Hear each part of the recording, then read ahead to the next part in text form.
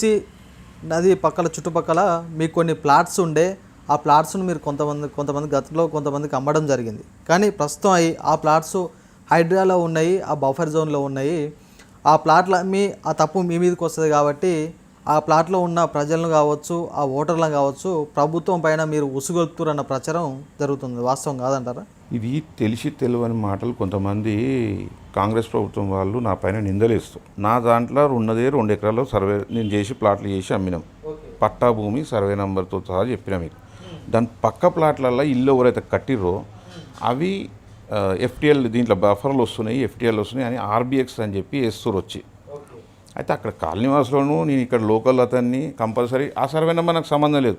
ఎక్కడైతే ఆర్బీఎక్స్ వేస్తారో దానికి నాకు సర్వే. కానీ మీ ప్లాట్లు ఇప్పుడు మూసి అంటే హైడ్రాలో ఉన్నాయా లేవా? హైడ్రా ఇక్కడెక్కడ హైడ్రా అండి, ఇక్కడ హైడ్రా లేదు. మూసీకి 50 మీటర్ల దూరంలో ఉండొచ్చు అని చెప్పి. బఫర్ జోన్లు ఉన్నాయా? బఫర్ జోన్ ఉంది. ఓకే. ఒకవేళ హైడ్రా ఇండ్లను కొట్టేయాలనుకుంటే మీరు అమ్మిన ప్లాట్లు హైడ్రాలో పోతాయా పోవా? లేదండి, హైడ్రాలో పో. ఇప్పుడు మన రేవంత్ రెడ్డి గారు మన ముఖ్యమంత్రి అంటారు కదా, ఆయన్ని చెప్పిండు మూసీకి 50 మీటర్ల దూరంలో బఫర్ జోన్ కూడా రాదు అని చెప్పిండు. 50 మీటర్లు కాదు 150 మీటర్ల దూరంలో ఉన్నాయి. మావి 150 మీటర్ల దూరంలో ఉన్నాయి. ఎక్కడైతే పక్క సర్వే నెంబర్లో దగ్గర కట్టుకున్నారో ఆర్బీఎక్స్ వేసి రివర్ బెడ్ అని చెప్పి. ఒకవేళ అది హైడ్రాలో పోతే మీరు అమ్మిన ప్లాట్లు ఆ ప్రజలు మీ పైన తిరగబడతారని అక్కడ ఉన్న ప్రజలను ప్రభుత్వం పైన ఉసిగొల్పింది వాస్తవం కాదు. హైడ్రాలో పోయే సమస్య లేదండి. ఆల్రెడీ పట్టా భూమి మాది, ఇవాళ కొత్తగా చేసింది కాదు. ఇప్పుడు పట్టా పర్మిషన్లు వచ్చి ఇల్లులు కట్టుకొని ఉన్నారు.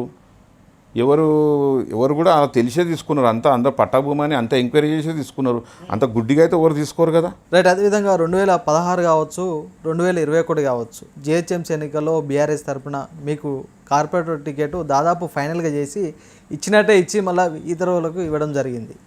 మీకు పొలిటికల్గా గాడ్ ఫాదర్ లేరనుకోవచ్చా? పొలిటికల్గా గాడ్ ఫాదర్ అయితే లేదండి. మా యాదవ సామాజిక వర్గం నుంచి, మా కుటుంబం నుంచి నేనే మొదటి వ్యక్తిని. అది స్వచ్ఛంద కార్యక్రమాలు చేసుకుంటూ రాజకీయాల్లోకి వచ్చిన.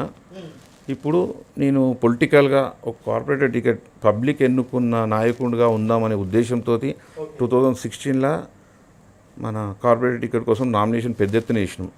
ఆ పెద్ద ఎత్తున వేయడం కూడా కాలనీవాసులు, ఆటో డ్రైవర్స్ యూనియన్, మన మహిళలు వీళ్ళందరూ కలిసి ఒక ర్యాలీ నిర్వహించారు.